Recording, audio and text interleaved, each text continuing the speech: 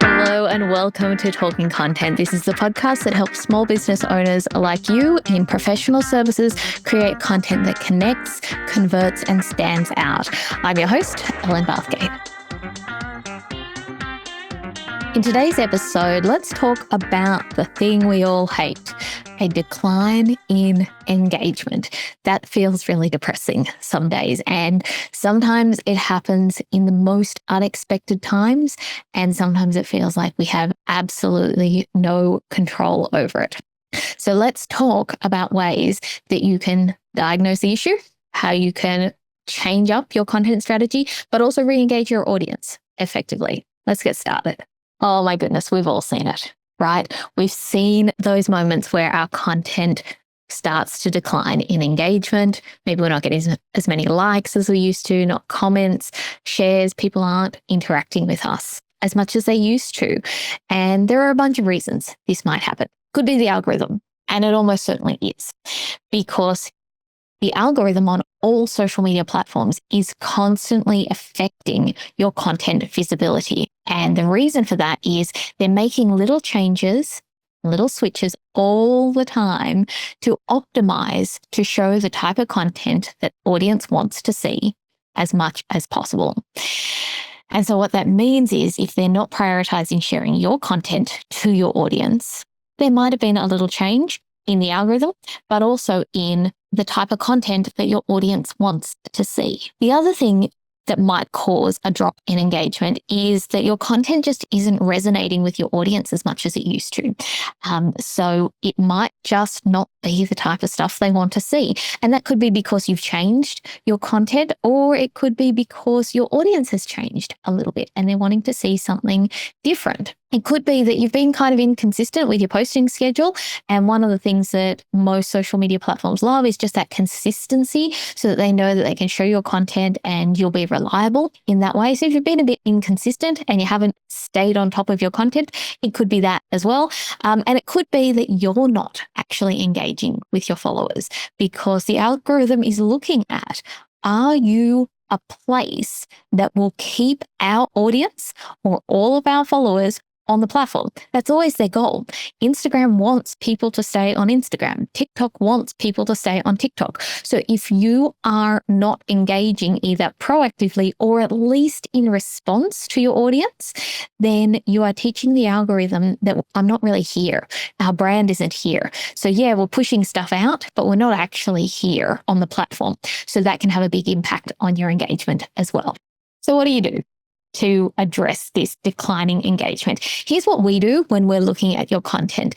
When we're looking at maybe a client's content, we've been creating their content for a while. If we notice a little bit of a drop in engagement, these are the things that we look at.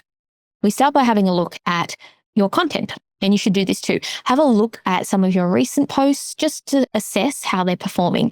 Compare that to past content. So just compare your high performing content to your low performing content. See if you can identify what is going on. Have a look at your relevance, the content relevance, and alignment in with what your audience might be interested in. So that's what we do. We just start by having a look at what is performing versus what's not performing. Then we'll have a look at your audience insights. So we'll actually just see what's your demographic data, and just make sure that we're creating content that appeals to your demographic data. So you might want to do the same thing. In Instagram, you can just jump into your insights, have a little look at your demographic data, have a look at the peak active time, see when your audience is most active on that particular platform. You can have a look at your growth trends so that you can just see what's going on. Who is it that's following you, and are you appealing to them? Then the third step we would take is just to have a look at how can we improve your content quality. So that usually means a couple of things.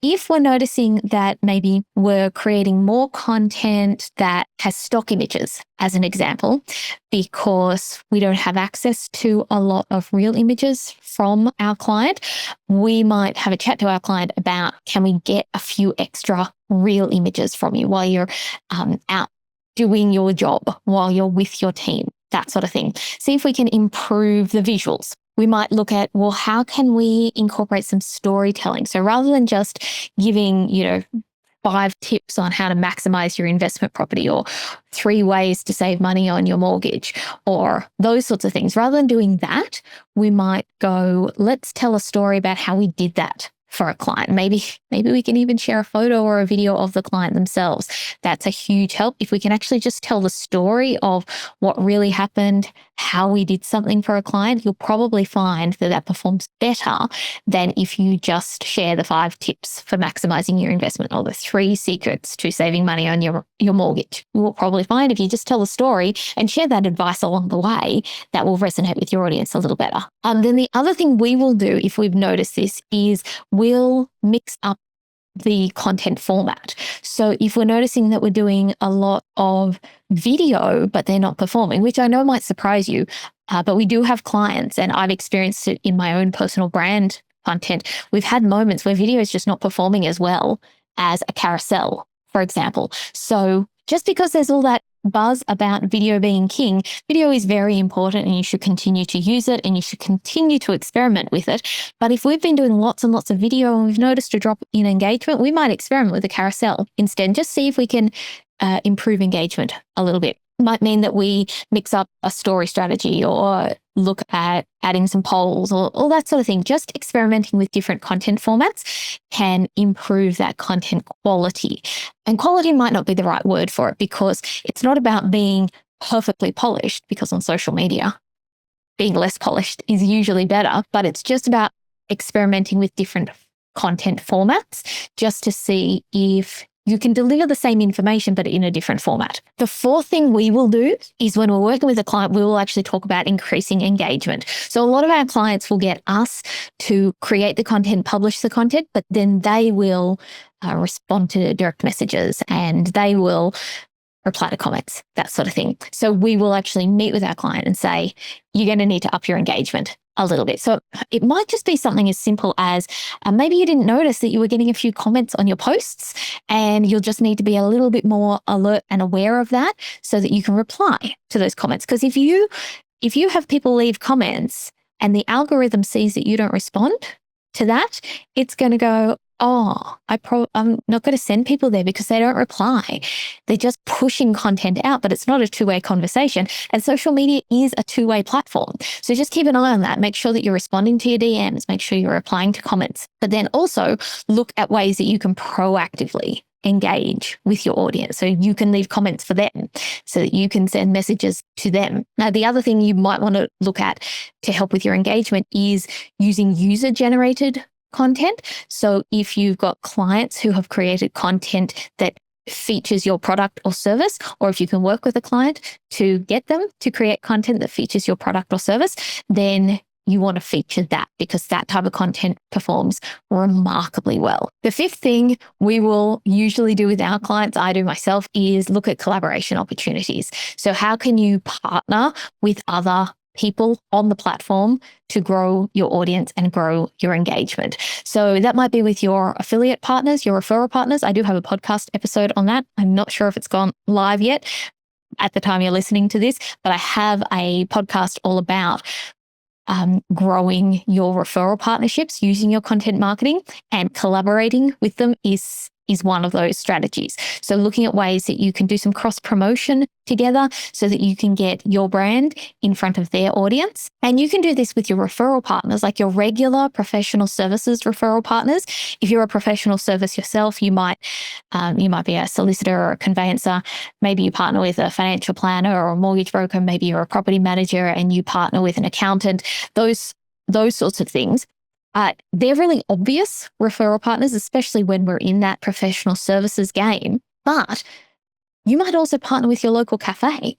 You might partner with your local hairdresser. You might partner with your local garden center. You might partner with your kids' school.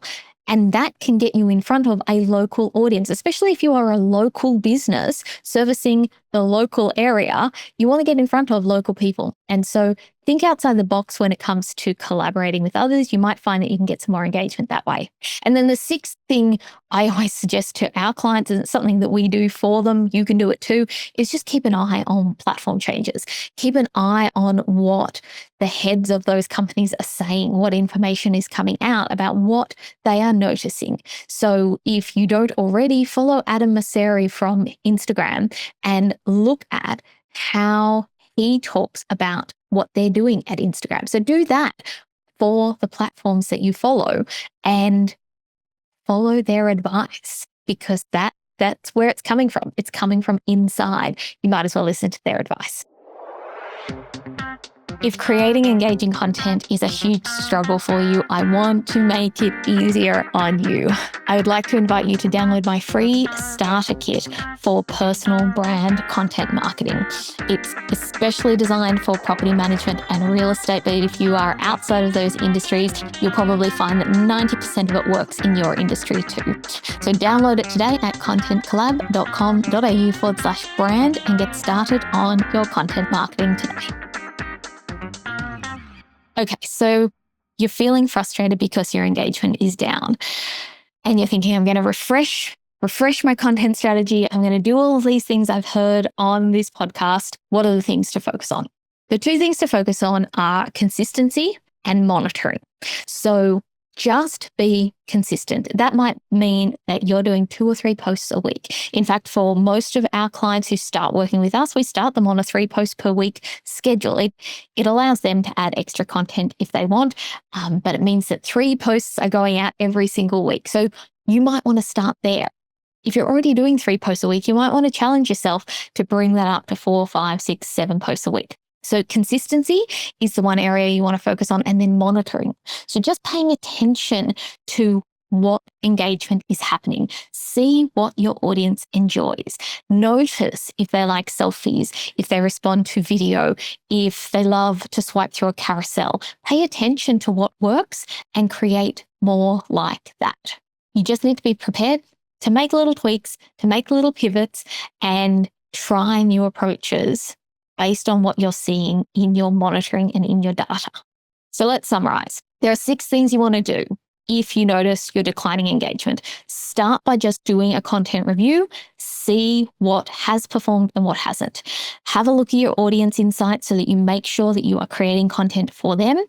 Then start to play with your content quality, and that just might mean swapping up the type of content you create. Number 4 is look at how you're engaging with your audience. Are you responding to them? Are you proactively engaging with them? Number 5 is look at collaboration opportunities with other businesses and people that could help with your reach and engagement. And then number 6 is just stay up to date with what's happening on these platforms. You might do it yourself. If you want our team to do it, we can do it for you. But just follow those 6 steps every time you notice a drop in engagement. Now, if you haven't already downloaded our free personal brand content starter kit for property managers, please do that today. You will love it. It is a huge document that outlines everything you need to get started with your content strategy as a personal brand. If you're not a property manager, you can download it anyway. If you're in professional services, you'll find 90% of it works for you too. You can download it at contentcollab.com.au/brand. And it'll come straight to your inbox. Thanks for tuning in to Talking Content. If you found today's episode useful, please share it with a friend. Make sure that you subscribe and leave a review for us. Until next time, happy content creating.